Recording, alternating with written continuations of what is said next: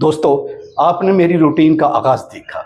उसके बाद मैं बाहर गया, मगर थोड़ी ही देर बाद बहुत ज़्यादा परेशानी के आलम में मैं वापस आ गया। जानते हैं क्यों?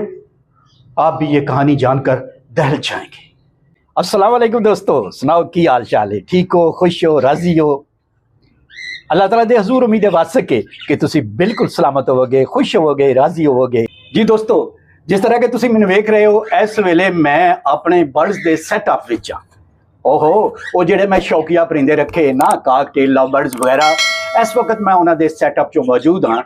इस तो तुसी अंदाजा ला लोगे कि मैं अज जेड़ा अपने ना बर्ड्स की सेवा करने के मूड विच आ। फिर इन्हां दा दाना पानी चेंज करने तो बाद ना अजे बतेरा वेला है, डिगर तो हो गई है। फिर बंदा बाहर निकले, थोड़ा जिहा ना बाहर आउटिंग शूटिंग गल जावे, नहर अल जावे, कोई रस्ते विच माड़ी मोटी गलबात वेखदा है या कोई यार बेली वेखदा है तो उहदे नाल मिल के कोई ब्लॉग शलाग बनाया जाए, और कोई तुहानू इंटरटेन किया जाए ना। और इंटरटेन तो मुराद मैं कोई ये नहीं जे करना होंदा कि मैं बड़ा बड़ा कोई फन करना होंदा। इंटरटेन का मतलब मेरा ये नहीं होंदा कि मजाक मजूकी किया जाए, बल्कि इंटरटेन का मतलब होता है कि तुहानू इन्फॉर्मेशन दी जाए। इंटरटेन का मुख्तलिफ किस्मां ने, तो जे कोई अगर नवी इन्फॉर्मेशन लभदी है तो तुहानू वो दी जाए, भावें किसी भी टॉपिक के बारे में, तो या फिर कोई एथिक्स की गल आती है तो वो की जाए। तो लिहाजा पहले ना करने इन्हां दा दाना पानी खत्म, यानी दाना भी पाने और पानी भी चेंज करने, और फिर उस तो बाद चलांदे बाहर।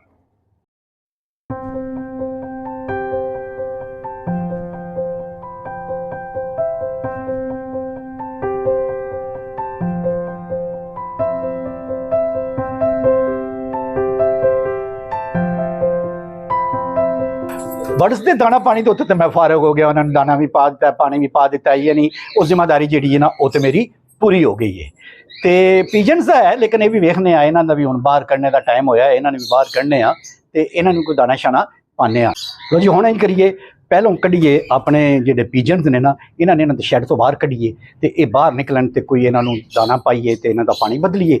ये जिसले दाना पानी खा रहे हैं फिर इन्हों अंदर डकीए, तो फिर असी चलीए बाहर।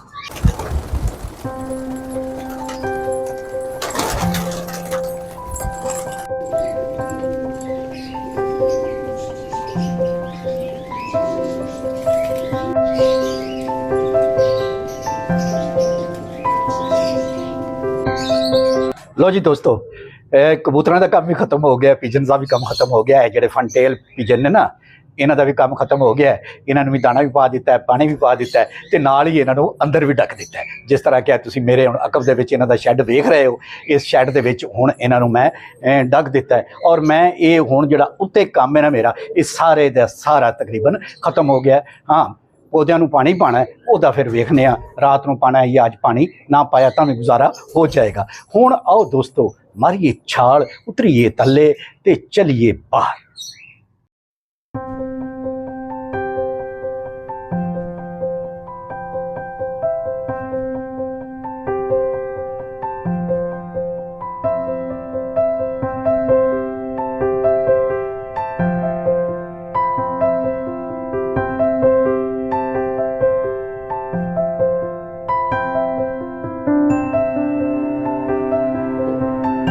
तुसीं यकीनी तौर पर सोच रहे होने हो कि मैं इतनी जल्दी वापस भी आ गया।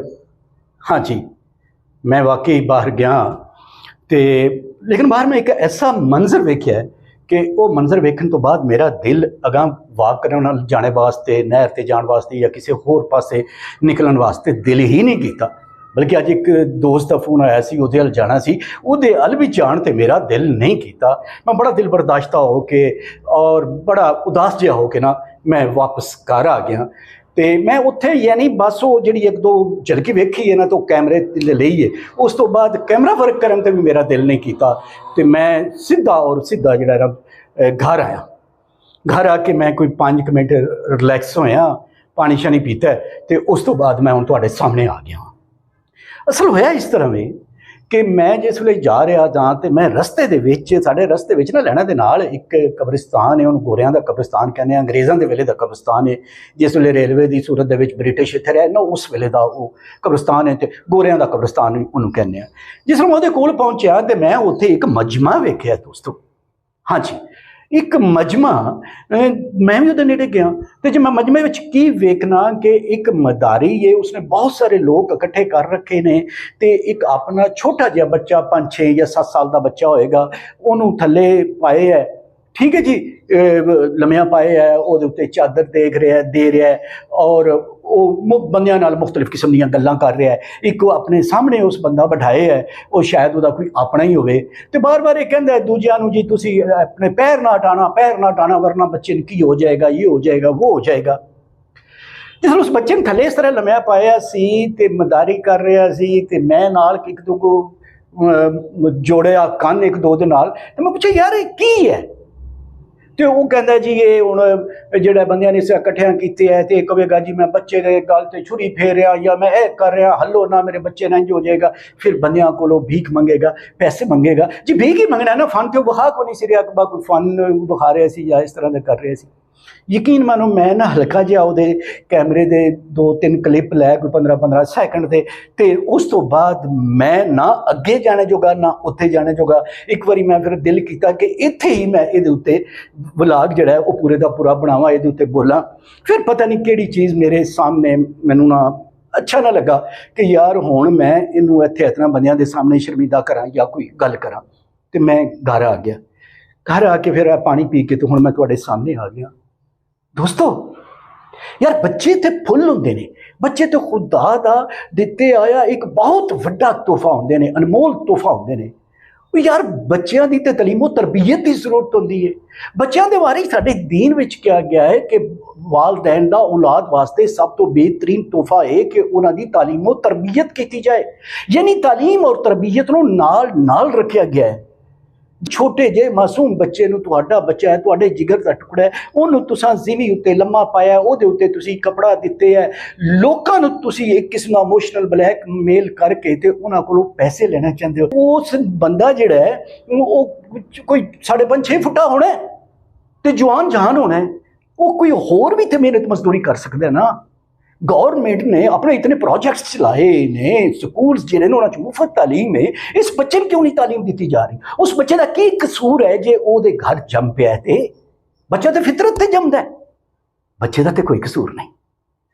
ਤੇ ਆਖਰ ਤੇ ਇਹ ਗੁਜ਼ਾਰਿਸ਼ ਕਰਾਂਗਾ ਕਿ ਅਸੀਂ ਜਦੋਂ ਵੀ ਕਿਸੇ ਨੂੰ ਪੈਸੇ ਦੇਣ ਲੱਗਨੇ ਆ ਤੇ ਅਸੀਂ ਉਸ ਗਦਾਕਾਰ ਨੂੰ, ਉਸ ਬਕਾਰੀ ਨੂੰ, ਭਾਵੇਂ ਉਹ ਕਿਸ ਕਿਸਮ ਦਾ ਹੋਵੇ, ਭਾਵੇਂ ਉਸ ਮੋਢੇ ਉੱਤੇ ਬੇਲਚਾ ਰੱਖਿਆ ਹੋਵੇ ਤੇ ਆਖੇ ਮੈਨੂੰ ਮਜ਼ਦੂਰੀ ਨਹੀਂ ਲੱਭੀ, ਤੇ ਭਾਵੇਂ ਉਹ ਮਦਾਰੀ ਵਿਖਾ ਰਿਹਾ ਹੋਵੇ ਜਿਹੜਾ ਸਾਨੂੰ ਇਮੋਸ਼ਨਲ ਬਲੈਕਮੇਲ ਕਰੇ, ਅਸੀਂ ਉਸ ਤੋਂ ਪਹਿਲਾਂ ਇਹ ਜ਼ਰੂਰ ਵੇਖ ਲਈਏ ਕਿ ਸਾਨੂੰ ਇਹਨੂੰ ਪੈਸਾ ਦੇਣਾ ਚਾਹੀਦਾ ਜਾਂ ਨਹੀਂ ਦੇਣਾ ਚਾਹੀਦਾ।